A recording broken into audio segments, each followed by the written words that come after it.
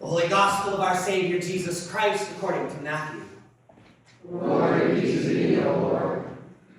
After the Sabbath, as the first day of the week was dawning, Mary Magdalene and the other Mary went to see the tomb. And suddenly there was a great earthquake, for an angel of the Lord descending from heaven came and rolled back the stone and sat on it. His appearance was like lightning, and his clothing white as snow. For fear of him, the guards shook and became like dead men. But the angel said to the women, "Do not be afraid. I know that you are looking for Jesus who was crucified. He is not here, for he has been raised, as he said. Come, see the place where he lay. Then go quickly and tell his disciples, he has been raised from the dead. And indeed, he is going ahead of you to Galilee. There you will see him." This is my message for you. So they left the tomb quickly with fear and great joy, and ran to tell his disciples. Suddenly Jesus met them and said, "Greetings." And they came to him, took hold of his feet, and worshipped him. Then Jesus said to them, "Do not be afraid. Go and tell my brothers to go to Galilee. There they will see me." The Gospel of the Lord. Praise be to thee, O Christ.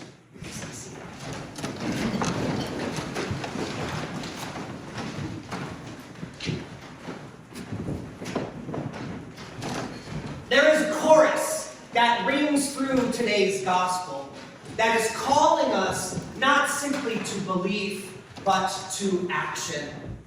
This chorus shows up actually 8 times in Matthew's gospel, which might seem like a weird number, 8. When do things ever happen in 8s?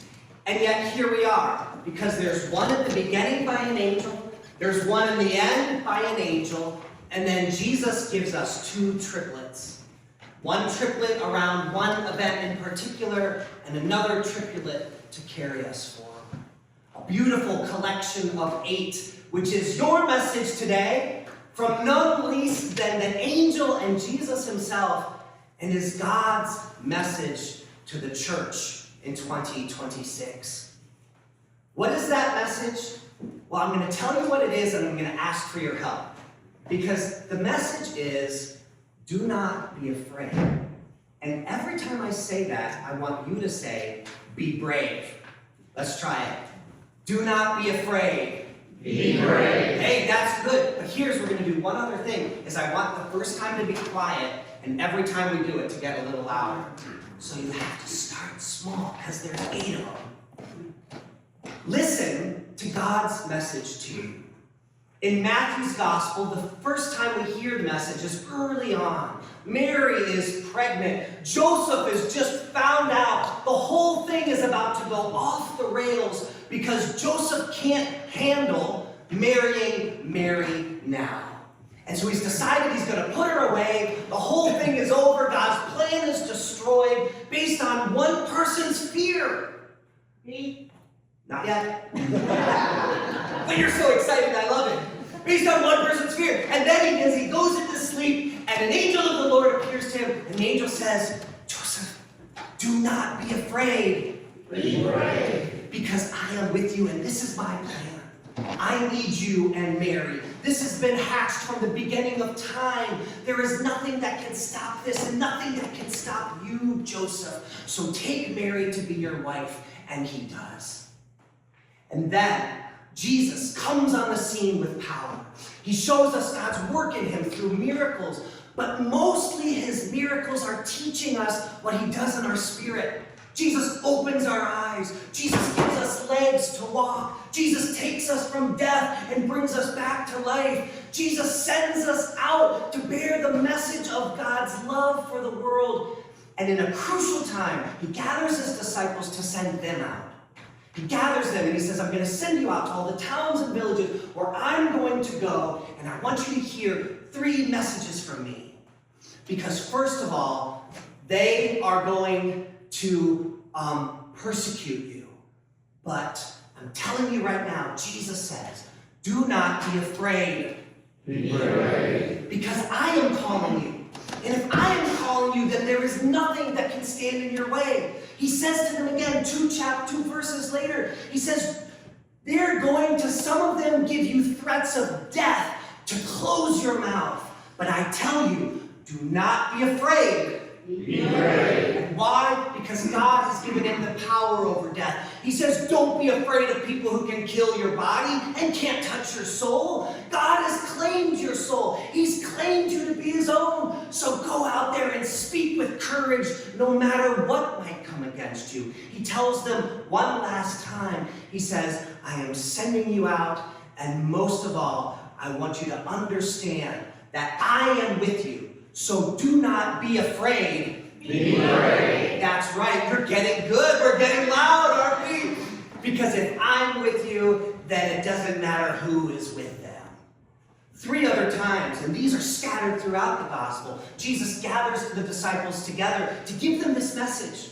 The first time is when he's walking on the waters, and the chaos of the waters has made all of the disciples frozen with fear. The sky is dark, the wind is blowing, and Jesus is showing that he has power over all of it.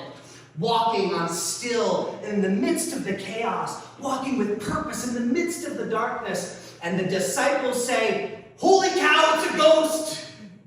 And Jesus says to them, do not be afraid. Be brave. Because I'm showing you that you can be brave, because I have power over the water. I have power over the light. I have reigned and have victory over any of the chaos. And I am the one who's walking to you. So stand up and be strong. On the top of the Mount of Transfiguration, after God the Father has just said, this is my Son, the beloved, listen to him. The disciples are super scared. Because suddenly they realize that this whole thing is bigger than what it looked like at first. They're not just part of a movement. They're not just like following a spiritual teacher who's going to help them live a slightly better life. This is the Son of God. And Jesus comes to them, and it says he touches them. Wouldn't you like to just have Jesus touch you? He does. And he lifts them up, and he says to them, do not be afraid. Be brave. Yes, we're getting big now, because if God is at work in this, then you can be in awe if you want. But don't let yourself be shaken. This is a movement, my people, and we've got to get up and start to move. The last time Jesus says it is in today's gospel. And he has resurrected from the dead, but the women have come to the tomb. They see the tomb. All they have is fear, right? Probably. All they have is fear. Oh no. And then the angel comes down and talks to them. And Matthew tells us, now they were filled just with normal fear, but great joy. So the joy is getting bigger. And then they see Jesus, and suddenly they realize that death has no claim over him. My friends, what does this mean? This is like a world-shattering event. Everything you ever knew, everything we ever believed about life, about death, about purpose, about the end, about hope, about sin, all of it has been shattered. And they look at Jesus, and you can imagine they might just want to run away for their anxiety for everything that it means. And Jesus looks at them and he says to them, do not be afraid. Be brave. That's right. He says, be brave. Get up. Go tell the disciples. I know they're not going to believe you, but you know what? Some of them are going to think there's something there. They're going to see it in your eyes. They're going to know that there's a power at work. They're going to go to Galilee, and then I will show that you were right. I will appear, and I will confirm the promise that I've just given to you. I'm calling you to go, and I need you to be brave. The last time it happens in John's gospel is the link. The last time we hear the angel is the link with the first angel, and this one is my favorite. Because the angel doesn't just say, do not be, that thing, but it says, don't you. It's not do not in general. He says, don't you be afraid. Be brave. That's right, don't you be afraid. The angel's like, don't you do it. Don't you dare be afraid. Not you. We can see what fear does. Look at these guards. They're frozen with fear. The fear has made them dead. Fear makes you dead. They stood there like dead men. God doesn't need the dead. He needs the living. He doesn't need the frozen. He needs the unfrozen. He needs the warm. He needs the hot. He needs the ones that are moving. Don't you do it, says the angel. Get up there, and I need you to go. My friends, resurrection means that there is nothing we need to worry about. There is nothing that can stand against you. There is nothing that can stop you. If God's claimed your soul, if God started this movement, if God has affirmed that the power of life can't be broken, that the power of love is so extraordinary it cannot be stopped, then what should hold us back?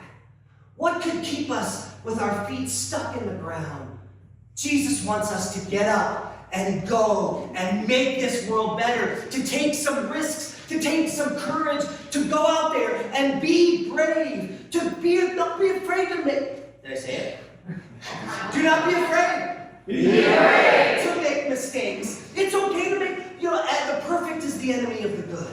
Get out there and do something that moves the ball forward. Go out there and say something to someone that at the very least will be a seed.